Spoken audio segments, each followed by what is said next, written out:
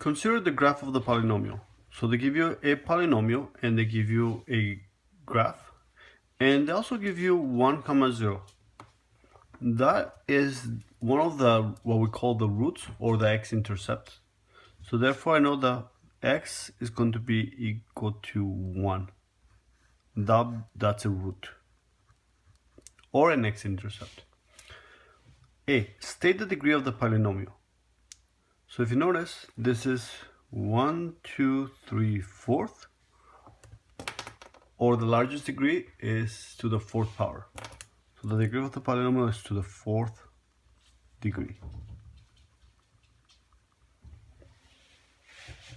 Write the polynomial in factor form. So I'm going to write this down, and since x is equal to 1, I'm going to use my synthetic division, and my remainder should be 0. First, am I missing any exponents? X to the 4th, x to the 3rd, x squared, x in the number? No. So I have all the exponents. So I have 2. My coefficient is 1, negative 21, negative 9, and 27. Then I'll place my L. According to this, one of the roots is 1, so I'm going to use that. X is equal to 1. And I'm going to start with a 0. Then you add. Multiply. 1 times 2 is 2. Then we add. Multiply. 1 times 3 is 3. Then we add. Multiply. 1 times negative 18 is negative 18. Then we add. Multiply. 1 times negative 27 is negative 27. Then we add, and that's 0. Since this was x to the 4th, I'm going to come down one level. So this will be x to the 3rd, then x squared, x, and then the number. So that's polynomial. Original polynomial is x to the 4th. So therefore this will be 2x to the 3rd plus 3x squared minus 18x, then the number. And they want me to factor it. So this is one of the factors.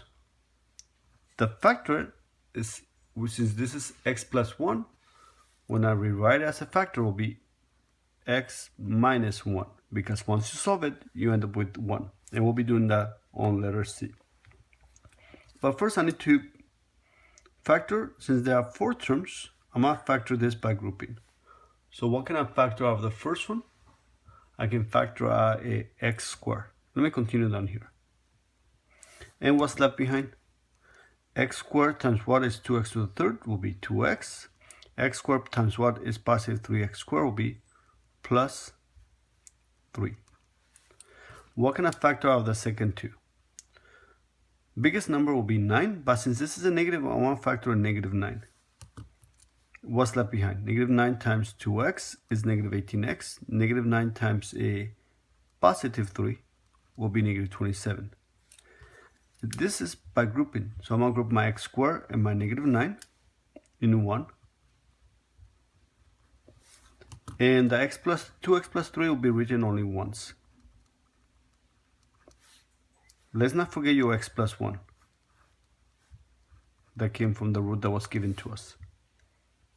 I can still factor this out because this is called the difference of two squares. X minus 3 and x plus 3. Now remember, that in order for it to be the difference of two squares, they both have to be square and a minus in between. Let me rewrite this. Will be 2x plus 3 and x minus 1. So that's part C. Rewrite it in factor form, and we did. Now state the coordinates of the roots. If I want to find the roots, which are the x-intercepts, I'm going to let y equal to 0. And now I'm going to use my zero product property that tells me that if they're multiplying, and they are, since there's nothing in between, at least one of them should be equal to 0. So it'll be x minus 3 equal to 0. Solve for x, move the 3 to the right, becomes a positive 3. X plus 3 equal to 0. Move the 3 to the right, becomes a negative 3. 2x plus 3 equal to 0. Move the 3 to the right, becomes a negative 2, negative 3. Divide by 2. That cancels. So therefore x is equal to negative 3 halves, which is negative 1.5.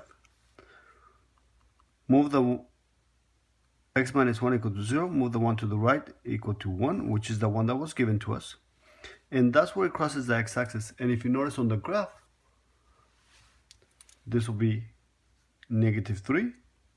This will be negative 3 halves. That's the 1. And this will be positive 3. And those are the roots. So your answers are, those are your 4 roots, and that'll be for part C.